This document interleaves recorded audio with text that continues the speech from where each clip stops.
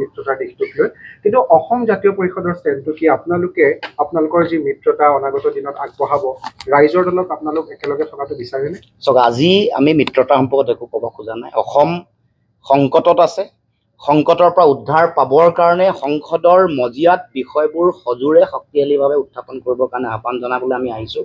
পৰৱৰ্তী দিনসমূহত সেই সম্পৰ্কত নিশ্চয় চূড়ান্ত ৰূপৰেখা নিৰূপণ হ'ব।